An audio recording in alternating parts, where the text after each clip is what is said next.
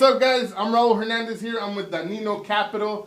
I'd like to introduce these guys. They have an awesome program. It's a rent-to-own program, and Dominic's right now, he's going to break down all it is, all the little nitty-gritty on the numbers. Giovanna and Gino. That's correct. Are part of his team. You got to introduce yourselves, guys, and let us know what you do on the team and how all this ties in. Yeah, welcome everybody. Thanks for being here. I am Dominic Danino, aka Mr. Rent-to-Own Homes. This is Giovanna Danino, our in-house agent and also my business partner and sister. And I have Gino Danino, who's also a real estate agent, in-house, and also my brother, right? So we're a family business. We like to help people, right? And we are a little bit creative. We're doing something a little bit that's different and outside the box, but it's creating more opportunities for people to get into a home today. The market has shifted. Things are a little bit different. And so we're looking to share these opportunities and this method with Raul and other agents so that way they can serve and help more people. And clearly, they're going to benefit too because they're helping more clients, right? But this opens the door for a lot more people. The reality is 70 to 80% of the people that want to own a home can't qualify for traditional financing. So this breaks the mold in that and opens the door for more people. So yes, we're very excited to talk to you and share our rental-own program to see who is a good fit. It just takes a conversation. So Raul is our go-to person. Anyone interested in finding out about our program, feel free to reach out to Raul. He has a tremendous team behind him. So I am actually becoming his right hand. So if you have any questions in English or Spanish, porque hablamos español, make sure to reach out to Raul. That's right, Joanna. Again, this is the rent-to-own home program for people that are thinking outside the box. Start thinking outside the box. We have to shift with times, We get stuck in the box, traditional lending, yeah, but you're going to get turned down. This is option B. We're going to try to get you into the original, conventional, method of getting approved by the bank. We're plan B. We're here to help. Give us a call. So get your coffee ready, get your tea ready, whatever you got to do. These next 30 minutes are going to be awesome. They're going to break it down, the numbers, they're going to break down the requirements, and you're going to love it, guys. You're going to be recommending this program to everybody you know. And if you're an agent out there, you want to know more about these guys, hit me up. I'll connect you. All right, guys. So as promised, we're going to break down a simulation of what it would be to buy a home at $400,000 just to make it easy. Is that a good number? Yeah, sure. All right, and just keep in mind, my disclaimer, his disclaimer is going to be the same. These are not exact numbers. Every situation is different. Every credit is different. Every household is different. Every market is different. So 6 months down the road, give us a call at that time to see what it will actually entail for you. Don't think that this is for evergreen numbers. Right? Absolutely, yeah. So, the market fluctuates, right? And if you're in the market to buying a house, you probably keeping tabs on what's happening with rates, right? So rates fluctuate. The Federal Reserve does their thing. And so in 6 months, could we be at 5? Who knows? And 6 months, we be at 10? Who knows, right? When I was originating back in the late 90s, early 2000s, we were at 9.5, 9 3/4 rates, right? So anything could happen, right? From that standpoint, the advantage though of getting in now, I keep on saying is if rates do drop, what'll happen is everyone that's waiting for that is gonna wanna jump in. And so that makes it more competitive. And if you don't have deep pockets, you're probably going to be outbid, right? So we went through that period of time when rates were super low. We had multiple offers. We had a lot of cash buyers, and you would lose out if you were getting financing. If somebody else came in with a cash offer, the seller or the listing agent would probably take the cash offer if it was about the same amount, right? So that's the thing to watch. So I would say is if you can afford the payment, get in, and then if rates drop, great, right? So I think the beauty of mortgages in the U.S. when we have 30-year and so forth is that there is once you get in, you lock in, right? the bank doesn't come and say, hey, we're gonna increase your rate unless you got an adjustable. But typically most people aren't doing adjustables. We typically don't recommend it. But once you're locked in and you could afford that, great. Your payment can only go down, right? The market changes, your payment can only go down. It's not gonna go up. Maybe property taxes could go up. Yeah, that's a factor to keep in mind. And insurance could go up. We know in certain markets, insurance has fluctuated and it's going up. But those are peripheral things as it relates to like a locked-in payment on the principal and interest on a mortgage. You're pretty much locked in, and it could only get better. So right now, guys, get in now however you can. If you can't qualify for a regular traditional mortgage, give us a call. We will make it happen for you.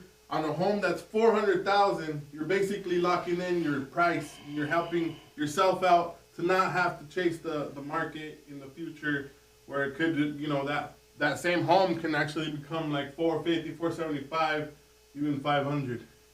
So we're talking about a $400,000 example here. I'm gonna hand over the. Yeah, so it's pretty straightforward, right? So obviously, the less you finance, the lower your payment is. Just math, right? Same way when you buy a car, the less you finance, yeah, the car may cost $20,000, but if you put $10,000 down, then what's left over to finance is $10,000, right? And so obviously your payment is going to be lower because you're just financing less, right? Same thing here on our rent-to-own program, right? And same thing on traditional financing, right? So what we do as part of our rent-to-own program is we customize it to your situation. Not everybody's situation is the same. And the key here is, what do you bring to the table, right? Just like in any traditional lending, if your credit score is 800, you're probably going to get a better rate than somebody that's got 600, right? Same thing. If you're putting 20, 25, 30% down, your payment is going to be lower than if somebody puts the minimum 3.5%, 5%, right? So in traditional mortgages, if you put less than 20% down on conventional, there's also mortgage insurance. So people don't even account for that, it seems, in their payment, but it's also included in there, right? So people say, yeah, I got my principal and interest at 7%, we're at roughly about 7% right now on conventional. My principal and interest at 7% is this payment.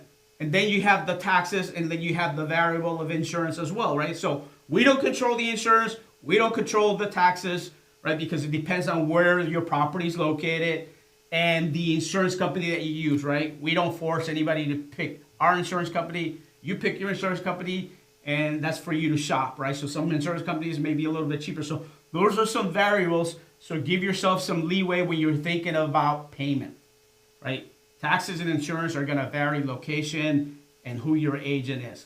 Now, as it relates to the payment itself, right? So in this example, we're talking about a $400,000 house, right?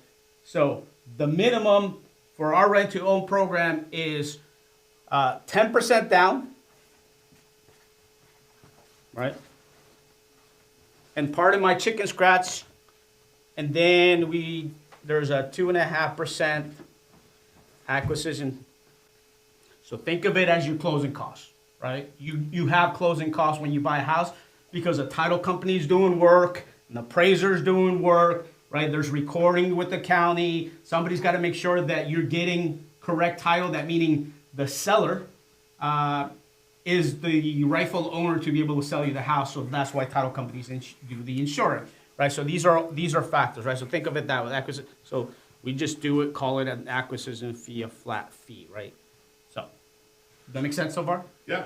So $40,000 when he's saying $10,000. That is the minimum for our program, and the reason why we do it this way is the biggest predictor of people making their payments is having skin in the game. That is a fact, right? That's statistically fact. I used to work for the big lenders, and we look at the data. It's like, is it better to have an 800 score and no money down, or somebody that has got a lesser score and more money down? People that perform better are the ones that have skin in the game, because it's tougher for somebody to walk away from that, right? So you have to be committed to want to own. This program is not rent to rent. This isn't a permanent rental. You're going to own the house. Your goal has to be, hey, I need to get my final financing at the end once I've resolved whatever is keeping me from financing now, right? So you have to be committed. You have to be willing to own the house. And if you're not, this isn't the program for you, right? And reality is not everybody can be a homeowner. And maybe you're at a different stage in your life right now where you need to continue either saving up or continue renting. And then as you move forward and improve your situation, then you can own, right? So, so far, so we have 10% down minimum, right? Obviously, we never encourage people to put the minimum, right? The more, the better, because you're going to get better terms, and also your payment is just going to be more comfortable. That's just the reality of it, right? So, so if you're putting 10% down, typically most of the time on our rental program, we're doing 18 to 36 months, right? Because this is typically how long it takes for people to fix whatever is keeping them from financing. Now, could somebody have a situation that requires a longer period of time? Sure. Could there be somebody that gets it done a lot faster? Sure, that's possible. But typically, I'm going to say about 85% of our rental clients are 18 to 36 months. So, All right. Right? So I just want to chime in here. Keep in mind, guys, so it sounds like a lot of money, but people with ITIN, for example, or just people that are trying to, put in, like a private lender, right? A private lender to buy their house, it's going to be 20 to 25%. So that's like 100, what is it? Like a... Yeah. 20% is 80,000, 25% is 100,000. Okay, so $100,000 compared to 50 is way better. Like this is gonna basically start you off, put your foot in the door, and actually become an owner eventually. Mm-hmm.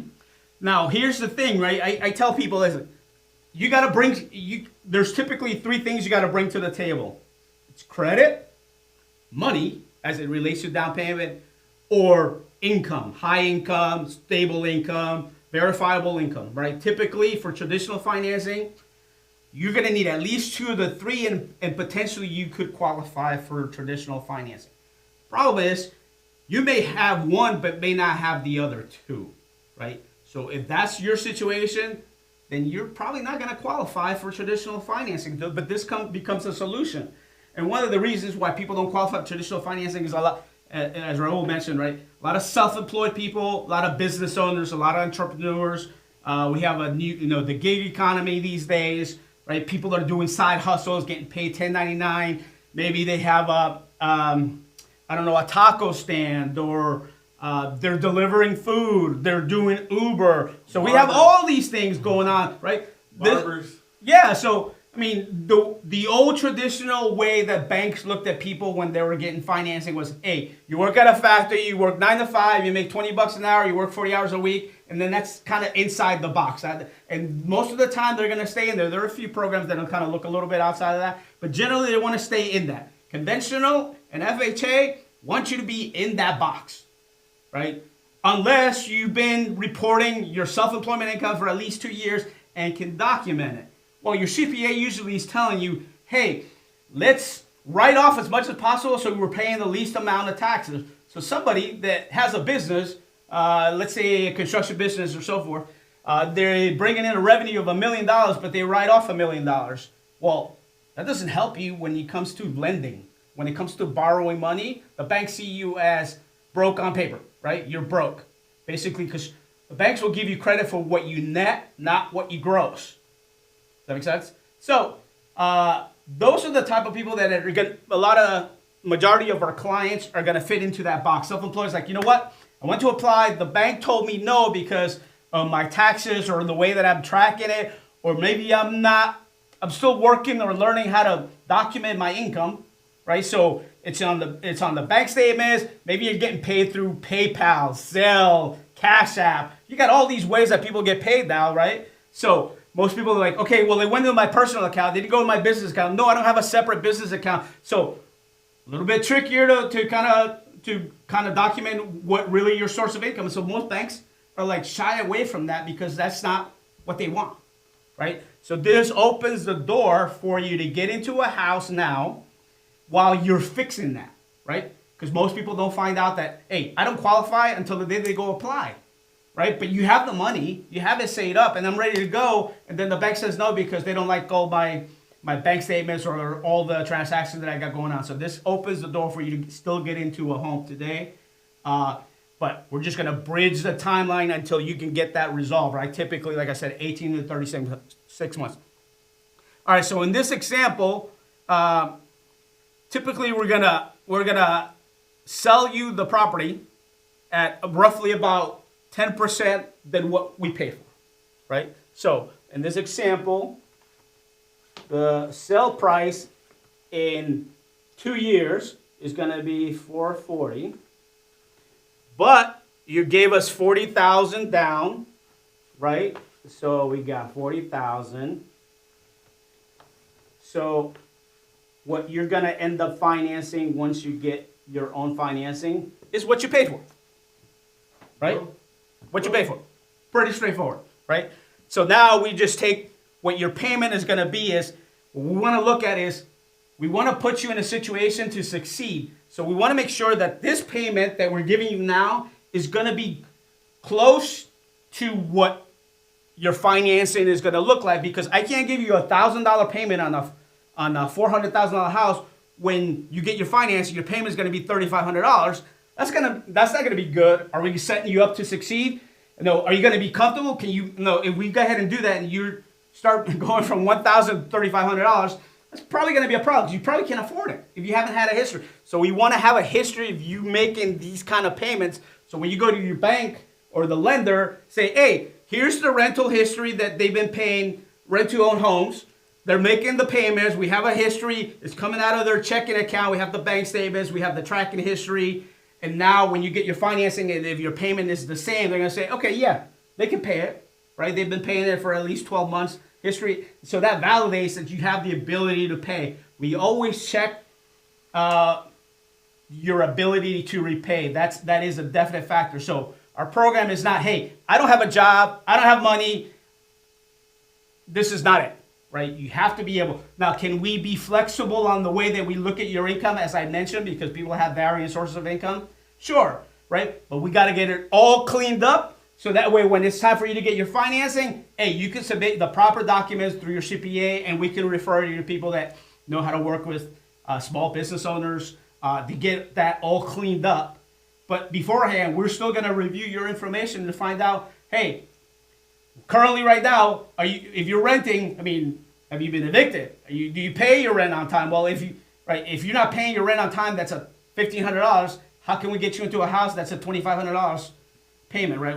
Clearly, there's going to be an issue, right? So we will have that conversation with you before we put you into a home, right? But this opens opportunities for people that are kind of have been closed out from the lender standpoint.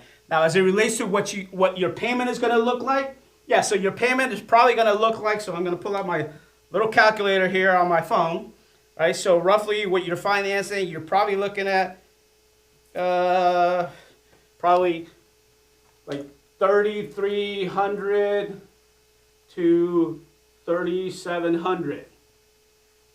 That's probably what you're looking at, right? Again, the more you put down, the less you put down. So if you were financing $300,000, your payment is going to look like at $300,000.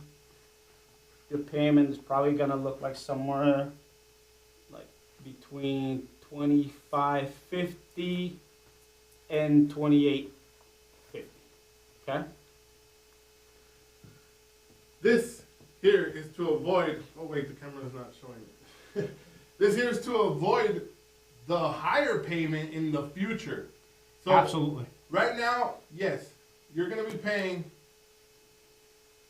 $3,300 to $3,700 for a $400,000 house, or $2,550 to $2,850 for a $300,000 house.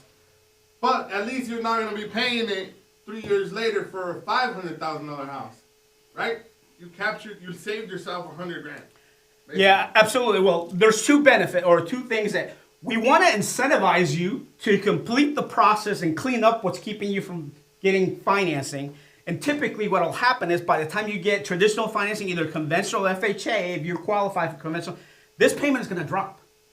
But the majority of the time, you're probably going to end up in the $2,900 to $3,200 if you do what you're supposed to do, right? So we incentivize and say, hey, you can afford this payment. You're making this payment. You have a history of making a payment. But when you get your own financing, your payment's going to drop. So that incentivizes you to do what you're supposed to do, clean up your credit, get your paperwork with your tax preparer, get it all cleaned up so that way your payment will drop, right? So I'd say 99% of the time, people's payments drop $2 to $3 to I've seen as much as $500. Dom, so let's say 3 years later, this house is now worth $480. Yeah. All right. Do they need down payment money? No, so here's the thing, right? We agreed, when you get in, we're agreeing on this price. So if the house went to $1 million, you're still getting it at this price. So anything above that, it's upside. And for those of you that have been in this market in the last 3 to 4 years, have seen an increase, and we've had a ton of people walk into a lot of equity, right? By the time they get their financing, the appraisal came in at 485, 500, 5.25. It's like, okay, right? It has to be a win-win for both sides, and we feel that this is a win-win for both sides, right? Okay. So it works for us as a business and as a program, and then it should work for you as well. Can they roll any of that equity in the future into their purchase at that point to make them drop the payment? So the amount financed is still going to be the amount financed unless they come in and say, you know what, I came into $100,000 more, and then whatever you end up financing is what you end up financing. Oh, so not from the equity of the property. Well, no, because so let's say by the time they get their financing, let's say we agreed on 440. Let's say if a price is for 500,000, what's owed is still 400, right? This doesn't change unless they put more money down and say, hey, lender, I don't need 400. I need 350 or I need 300 because I have the additional amounts of funds. Okay. Does that make sense? Okay.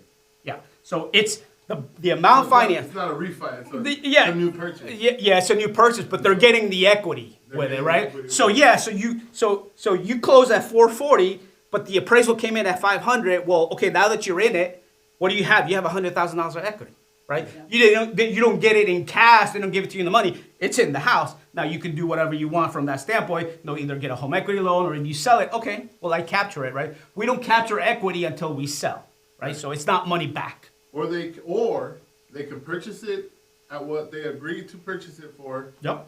And then 6 months down the road, if they want to sell it, absolutely. No, maybe just refi that equity, roll it back into their. Yeah, they could potentially do a cash out refinance down the road, right? Because there's some limitations, so you gotta own it for at least 6 months before you can do a cash out refinance down the road. But again, you're rolling the disc. Okay, you're rolling the dice in that. Okay, let's say it values at 500,000 and you're financing 400,000. Could you do a cash out refinance? Yes, but then now you're back to the issue of payment, right? You can't have both. You can't have low payments and more money in your pocket, right? It's one or the other. You're giving up one or the other, right? I'm just saying. No, absolutely. You have options. It gives you options. But if you didn't get this house now, and you're waiting, you're waiting for 18 or 36 months, this house is gone. The price of the house is probably higher, right? It's not going to be in the school district location that you want, that you like, that your spouse likes, that the kids like, your pets like, right? So that's why you want to get in.